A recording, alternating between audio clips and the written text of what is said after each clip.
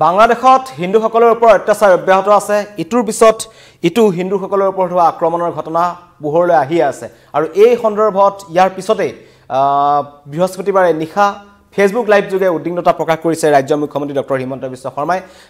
তেওঁ কৈছে যে হিন্দুৰ ওপৰত যি আক্ৰমণ চলি আছে আমাৰ একেবাৰে কাষৰীয়া ৰাষ্ট্ৰ একালৰ বন্ধু ৰাষ্ট্ৰ বৰ্তমান সময়ত শত্ৰু ৰাষ্ট্ৰ বুলি ক'ব লাগিব কিন্তু এই সময়খিনিত এই কিছুদিন আগলৈকে 4-5 মাহৰ আগলৈকে যে শেখ হাসিনা চৰকাৰদাত আছিল তেতিয়া কিন্তু সেই বাংলাদেশত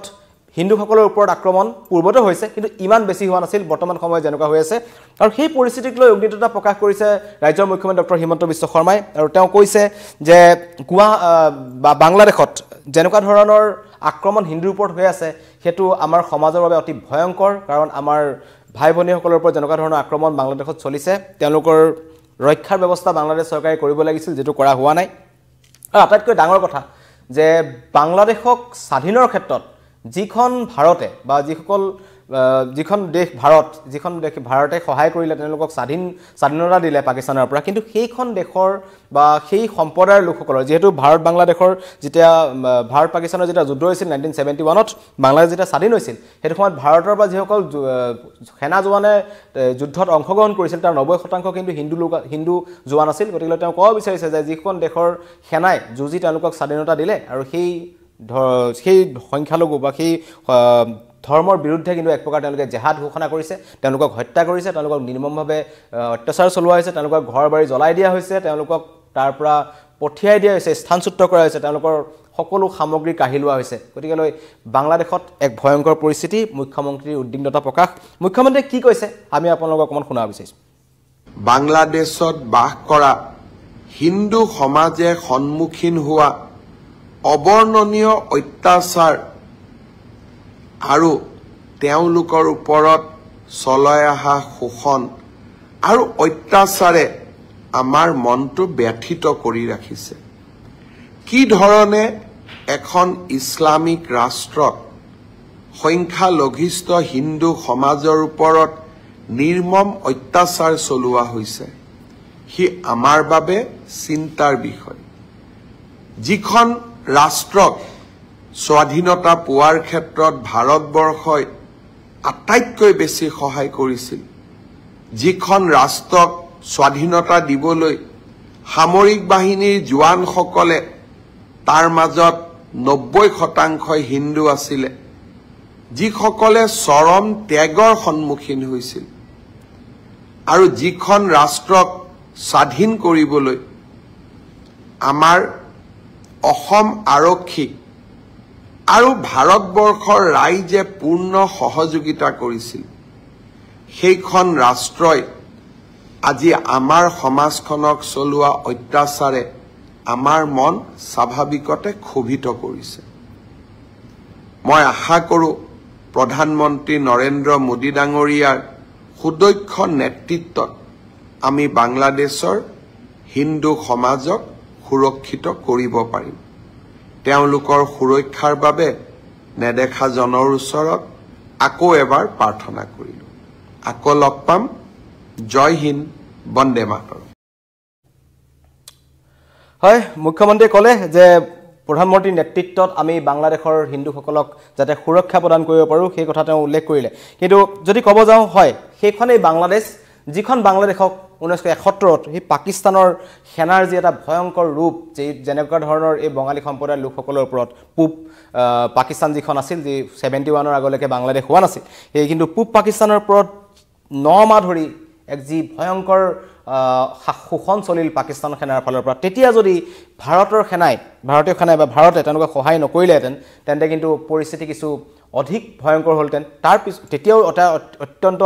বেয়া এটা পৰিৱেশ সৃষ্টি হৈছিল কিমান সংখ্যক বঙালী লোকক নিৰ্মমভাৱে হত্যা কৰা হৈছিল যিসকলে উৰ্দু ক'ব নাজানে যিসকলৰ পাকিস্তানৰ মূল পাকিস্তানৰ পৰা আঁতৰি আছিল এইটো চাইডে যি বাংলা ভাষাৰ ওপৰত যথেষ্ট তেওঁলোকৰ প্ৰাধান্যতা আছিল বা তেওঁলোক জাতিগতভাৱে বঙালী জাতি আছিল কিন্তু সেইসকলৰ ওপৰত পাকিস্তানে এটা ভয়ংকৰ আক্ৰমণ চলাইছিল তাৰপিছত 71 চনত পূব পাকিস্তানৰ মাজত প্ৰায় 9 মাহ ধৰি এটা সশস্ত্ৰ সংগ্ৰাম চলিল সশস্ত্ৰ সংগ্ৰামটোত এটিম মুখ্যমন্ত্ৰী ডক্টৰ হিমন্ত বিশ্ব শৰ্মাই কবৰ দৰে কিন্তু ভাৰতে মূল ভূমিকা গ্ৰহণ কৰিছিল কাৰণ সেইটো সময়ত বাংলাদেশৰ যি সেনানী আছিল বা যিসকলে মুক্তিযুঁজাৰু বুলি তেওঁলোকে কয় যিসকল বাংলাদেশৰ মুক্তিযুঁজাৰু যি ওলাই আহিছিল তেওঁলোকৰ হাতত সিমানখিনি অস্ত্ৰ শস্ত্ৰ নাছিল কিন্তু তাৰ পিছত এই 16 ডিসেম্বৰত 3 ডিসেম্বৰ বা চলিল 16 ডিসেম্বৰলৈ আৰু সশস্ত্ৰ সংগ্ৰামৰ অৱসান ঘটে আৰু পূব পাকিস্তান হয় পূব পাকিস্তান আঁতৰি হৈ বাংলাদেশ হৈ পৰে আৰু এই যদি কওঁ যে 26 মাৰ্চৰ পৰা 16 ডিসেম্বৰ 1971 লৈকে চলিছিল আৰু ভাৰতৰ সেনাৰ বাবে কিন্তু পাকিস্তান আঁতৰি যাব লগা হৈছিল আৰু ইতিম সকলোৱে জানে কেনেকা ধৰণে তেওঁলোকে আত্মসমৰ্পণ কৰিছিল 65000 সেনাই তেওঁলোকে ভাৰতৰ সন্মুখত অস্ত্ৰ হ'বলৈ বাধ্য হৈছিল সাইন কৰিছিল হেতু এতিয়াও পাকিস্তানৰ আটাইতকৈ লাজৰ কথা কিন্তু তাৰ পিছতো এতিয়া যদি ক'বলৈ যাওঁ সেইখন বাংলাদেশত কিন্তু সেই ভাৰতৰ বিৰুদ্ধে তেওঁলোকে এক প্ৰকাৰ উঠি আহিছে ভাৰত বয়কটৰ কথা তেওঁলোকে ক'ব বিচাৰিছে ভাৰতক আক্ৰমণ কৰাৰ প্ৰসংগ কিন্তু সেইখন বাংলাদেশে বৰ্তমান সময়ত আনিবলৈ চেষ্টা কৰিছে তেওঁলোকে কিন্তু বৰ্তমান ইমানেই মৌলবাদী শক্তিৰ উত্থানত বলিয়ান হৈ পৰিল যে যিখন পাকিস্তানে 1971ত তেওঁলোকৰ মাতৃ আৰু ভগ্নীক ধৰ্ষণ কৰিছিল যিসকল সেনাই সেই সেনাৰে তেওঁলোকে কাষ চাপিছে সেই সেনাৰ পৰা তেওঁলোকে কিন্তু পৰমাণু বোমা আনি বা অস্ত্ৰ ধাৰলৈ আনি ভাৰতক ধমক দিয়াৰ দৃষ্টান্ত কৰিছে এখন বাংলাদেশে গতিকে এই মহম্মদ ইউনুছৰ যিখন চৰকাৰ বাংলাদেশত চলি আছে এই চৰকাৰখনক সেইভাবে সকলোৱে একেমুখে ধিক্কাৰ দিছে কাৰণ তাত মৌলবাদী শক্তি উত্থানৰ পিছত বাংলাদেশৰ যি আগৰ সাংস্কৃতিক দিশটো আছে সাংস্কৃতিক এটা শক্তিশালী বা তেওঁলোকে অতি যথেষ্ট তেওঁলোকৰ গৌৰৱান্বিত তেওঁলোকৰ গৌৰৱ কৰিব পৰাকৈ তেওঁলোকৰ শিল্পী বা তেওঁলোকৰ আৰ্ট কালচাৰ আছিল সেইবোৰ সকলো একফালৰ পৰা ধ্বংস হৈ গৈছে তেওঁলোকৰ যি যদি আমি চাবলৈ যাওঁ অৰ্থনৈতিক ব্যৱস্থা সেইবোৰ প্ৰভাৱ পৰিছে তাৰ পিছৰ পৰা যদি চাবলৈ যাওঁ গোটেই দেশখনত এটা অশান্ত জৰ্জৰ পৰিৱেশৰ সৃষ্টি হৈছে কাৰণ যেতিয়া এক প্ৰকাৰ আমি দেখিছিলোঁ যেটো ছাত্ৰ আন্দোলন হৈছিল হেতু ছাত্ৰ আন্দোলন আছিল নে অন্য কি এনেকুৱা ধৰণৰ আন্দোলন আছিল সকলোৱে দেখা পোৱা গৈছিল তাত যিবোৰ সোশ্যাল মিডিয়াত যিবোৰ ভাইৰেল হৈছিল কেনেকা ধৰণে তেওঁলোকে প্ৰাক্তন ৰাজনৈতিক নেতাসকলৰ হাসিনা চৰকাৰৰ নেতাসকলৰ ঘৰত সোমাইছিল হাসিনাৰ ঘৰত সোমাইছিল তেওঁলোকে কেনেকে দখল কৰিছিল কেনেকে তেওঁলোকে ঘৰৰ ভিতৰত গৈ পেলাই এটা ছাত্ৰসকলৰ বা যেটো আশা কৰিব নোৱাৰি আচলতে তেনেকুৱা ধৰণৰ এটা পৰিৱেশ আমি দেখা পালো গতিকে সেই ছাত্ৰসকলৰ আন্দোলনৰ ফলত এতিয়া বাংলাদেশত যিখন চৰকাৰ গঠন হ'ল এইখন কিন্তু একেবাৰে ভাৰত বিৰোধী এখন চৰকাৰ তেওঁলোকে এক প্ৰকাৰ ভাৰতৰ বিৰুদ্ধে ইটোৰ পিছত সিটো যুদ্ধ ঘোষণাৰ কথা কৈ আছে তেওঁলোকে হয়তো যি হিজবুল মুজাহিদিন হওক বা যিবোৰ তেনেকুৱা ধৰণৰ মৌলবাদী বা যিবোৰ মিডল ইষ্টৰ ফালৰ পৰা ফান্ডিং হয় যিবোৰ অশান্ত কৰি ৰখা এক পৰিকল্পনা থকা সন্ত্ৰাসবাদী গোট তেওঁলোকে এক প্ৰকাৰ বাংলাদেশখনৰ এতিয়া নিজৰ স্থান হিচাপে তেওঁলোকে ব্যৱহাৰ কৰিবলৈ আগতকৈ পূৰ্বৰে পৰা বাংলাদেশত নকাবোৰ শক্তি আছিল কিন্তু এতিয়া তেওঁলোকে মুকলিকে ঘূৰিব পাৰিছে এক প্ৰকাৰ আমি পৰখি দিনাখন এটা তথ্যত বা মই এটা লাইভত আপোনালোকক জনাইছিলোঁ যে বাংলাদেশৰ যিখন এখন চৰকাৰ আছে মহম্মদ ইউনুছৰ চৰকাৰ এই চৰকাৰখনে এক প্ৰকাৰ তেওঁলোকক হাত খুলি দিছে যে কোৱা হৈছে আপোনালোকে কৰিব পাৰে কাৰণ এটো এটাকে ডাঙৰ কথা গোটেই মানৱ অধিকাৰ আয়োগ হওক বা ভাৰত চৰকাৰ হওক বা অন্য যি দেশৰ বিভিন্ন প্ৰান্তত বাংলাদেশত হিন্দুৰ ওপৰত আক্ৰমণ হোৱাৰ বিৰুদ্ধে প্ৰতিবাদ চলি আছে কাৰণ লণ্ডন হওক আমেৰিকা হওক স্পেইন হওক এনেকুৱাবোৰ স্থানতো চলি আছে যিসকল প্ৰবাসী বাংলাদেশী তাত গৈ আছে তেওঁলোকে কিন্তু কৈ আছে যে আমাৰ হিন্দু সম্প্ৰদায়ৰ লোকসকল বাংলাদেশত সুৰক্ষিত নহয় গোটেই আন্তঃৰাষ্ট্ৰীয় বা গোটেই বিশ্বই দেখিছে বাংলাদেশৰ চৰিত্ৰ কিন্তু তাৰ পিছতো এইখন বাংলাদেশৰ যি মহম্মদ ইউনুছ যিজনক এটা সময়ত তেওঁ নোবেল পাইছিল বাংলাদেশলৈ তেওঁ গ্ৰামীণ ফোনৰ জৰিয়তে এটা বিশেষ পৰিৱেশ লৈ আনিছিল অৰ্থনৈতিক ব্যৱস্থাৰ তেওঁ ক্ষুদ্ৰ বেংকৰ ব্যৱস্থা কৰিছিল যাৰ বাবে তেখেতক নোবেল প্ৰাইজ দিয়া হৈছিল সেইজনৰ নেতৃত্বত বাংলাদেশত এতিয়া পৰিস্থিতি এনেকুৱাই বেয়া যে ভাৰতৰ বিৰুদ্ধে তেওঁলোকে আক্ৰমণৰ চেষ্টা কৰিছে তেওঁলোকৰ তাত কোনো ধৰণৰ নীতি নিয়ম নাই কাৰণ বাংলাদেশৰ যিসকল হিন্দুৰ ওপৰত যিবোৰ স্থানত আক্ৰমণ হৈছে বিশেষকৈ ঢাকা চট্টগ্ৰাম এনেকুৱাবোৰ যি ঠাকুৰবাৰী কালীবাৰী কালী মন্দিৰ এনেকুৱাবোৰ যিবোৰ স্থানত আক্ৰমণ হৈছে সেইবোৰ স্থানত কিন্তু কোনো ধৰণৰ বাংলাদেশৰ সেনাৰ ফালৰ পৰা এই আক্ৰমণ প্ৰতিৰোধৰ বাবে ব্যৱস্থা গ্ৰহণ কৰা হোৱা নাই বাংলাদেশত থকা হিন্দু লোকসকলক যাতে তেওঁলোকে আক্ৰমণৰ পৰা ৰক্ষা কৰিব পাৰে চৰকাৰীভাৱে তেওঁলোকৰ বাবে কোনো ধৰণৰ শৰণাৰ্থী শিবিৰৰ ব্যৱস্থা কৰা হোৱা নাই যিসকল লোকক তাৰ পৰা খেদি পঠোৱা হৈছে তেওঁলোকক ক'ত আছে তেওঁলোকক কি খাইছে সেইটো বাংলাদেশ চৰকাৰে চোৱা নাই গতিকে ক'ব পাৰি যে বাংলাদেশ চৰকাৰৰ তত্ত্বাৱধানতে বা বাংলাদেশ চৰকাৰৰ ছত্ৰছায়াতেই এই হিন্দু নিগ্ৰহ কিন্তু বাংলাদেশত চলি আছে যাৰ পিছত কিন্তু তেওঁলোকে এটা দুমুখীয়া চৰিত্ৰ গ্ৰহণ কৰিব বিচাৰিছে কাৰণ মহম্মদ ইউনুছৰ ফালৰ পৰা মাজে মাজে আহে তেওঁলোকে কয় যে সংযম বৰ্তাই ৰাখক পৰিস্থিতি ঠিকলৈ আহি আছে কিন্তু মৌলবাদী শক্তি ইমানে উত্থান ঘটিছে কাৰণ তাত একেবাৰে এতিয়া সুস্থিৰ পৰিৱেশ নাই আৰু যিসকল তাত সংখ্যালঘু সম্প্ৰদায়ৰ লোক আছে বিশেষকৈ হিন্দুসকলৰ ওপৰত আক্ৰমণ যথেষ্ট হৈছে বুদ্ধিষ্টসকলৰ ওপৰতো আক্ৰমণ হয় কিন্তু তেওঁলোকৰ সংখ্যা যথেষ্ট কম তেওঁলোক বিভিন্ন স্থানত চেডেলি ভেডেলি হৈ আছে বাংলাদেশৰ কিন্তু হিন্দু লোক তাত যথেষ্ট সংখ্যক আছে কাৰণ ইয়াৰ পূৰ্বে আমি দেখিছোঁ যে যেতিয়া দুৰ্গা পূজা হয় বা বাংলাদেশত তেনেকুৱা ধৰণৰ কালী পূজা হয় তাত কিন্তু তেতিয়াও কিন্তু তেওঁলোকে পেণ্ডেল ভাঙি পেলাই ধন দাবী কৰে বা তেওঁলোকে আগতে ভাবুকি প্ৰদান কৰে যে যাতে ইয়াত পূজা হ'ব নোৱাৰে গতিকে তেনেকুৱা পৰিস্থিতি কিন্তু বাংলাদেশত এতিয়া অধিক বৃদ্ধি পাইছে যাৰ বাবে মুখ্যমন্ত্ৰী ডক্টৰ হিমন্ত বিশ্ব শৰ্মাই এটা উদ্বিগ্নতা প্ৰকাশ কৰা কালি ফেচবুক লাইভ যোগে জনালে যে বাংলাদেশত যিসকল লোক আছে যিসকলক সুৰক্ষা দিব পাৰে মুখ্যমন্ত্ৰীৰ নেতৃত্বত যেহেতু কিছুদিন পূৰ্বে 3 দিন পূৰ্বে ভাৰতৰ বৈদেশিক সচিব তাত গৈ উপস্থিত হৈছিল গৈ তেওঁ কিছু এই যিসকল হিন্দু সম্প্ৰদায়ৰ লোক আছে তেওঁলোকক যাতে তেওঁলোকৰ জীৱন যাতে নিৰাপত্তা বা সুনিশ্চিত কৰিব পাৰে তাৰ ওপৰত বাংলাদেশ চৰকাৰক আহ্বান জনাইছিল কিন্তু কূটনৈতিক দিশটোত যদি চাবলৈ যাওঁ বৰ্তমান সময়ত ভাৰত বাংলাদেশ যথেষ্ট ফাট মেলিছে কাৰণ ইতিমধ্যে কৈছোঁ যে শ্ৰীভূমিৰ পৰা আমি দেখুৱাইছিলোঁ অসমৰ বিভিন্ন প্ৰান্তেদি আন্তঃৰাষ্ট্ৰীয় এইটো সীমাইদি বাংলাদেশলৈ বিভিন্ন ধৰণৰ সামগ্ৰী ৰপ্তানি হয় বাংলাদেশৰ পৰা আমাৰ ইয়ালৈ বিভিন্ন ধৰণৰ সামগ্ৰী আমদানি হয় কিন্তু এইবোৰ এক প্ৰকাৰ বন্ধ হৈ গৈছে বাংলাদেশে নিজেই ভাৰত বিৰোধী শ্লোগান দি বাংলাদেশৰ ৰাজপথত ঘূৰি ফুৰিছে বাংলাদেশী যিবোৰ লোক আছে যিবোৰ উদ্ভট মন্তব্য কৰিছে তেওঁলোকৰ প্ৰাক্তন সেনা বিষয়ে মোদীজীক কৈছে অমিতজীক কৈছে ৰাজনাথ সিঙক কৈছে যে 72 বাংলাদেশ নাই আমি আপোনালোকক 4 মিনিটত শেষ কৰি দিম এই দৃশ্যটা এই বাংলাদেশৰ যি বাংলাদেশৰ এতিয়া বৰ্তমান সম্পূৰ্ণ তেওঁলোক দেউলিয়া যিখন দেশে তেওঁলোকৰ মাতৃভগ্নীক ধৰ্ষণ কৰিছিল পাকিস্তান সেই পাকিস্তানৰ শৰণাপন্ন হৈ ধাৰলৈ তেওঁলোকে বস্তু আনি তেওঁলোকৰ আছে